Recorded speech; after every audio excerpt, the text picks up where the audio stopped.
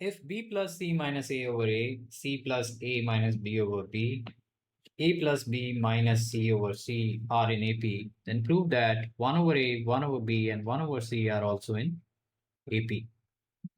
We are given with b plus c minus a over a,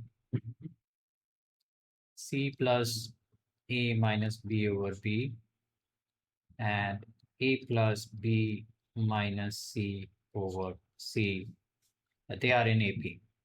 We know that if we add, subtract, multiply, or divide a fixed number to these, the resulting sequence will also be an AP. If I add 2 to each term here, and if we take LCM, we get b plus c minus a plus 2a, which gives us plus a over a.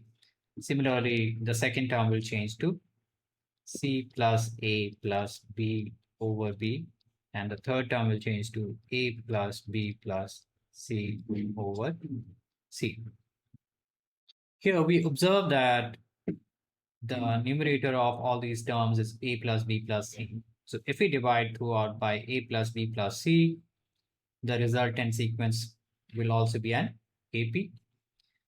So dividing by a plus b plus c throughout, we get 1 over a, 1 over b, 1 over b, and 1 over c are in AP.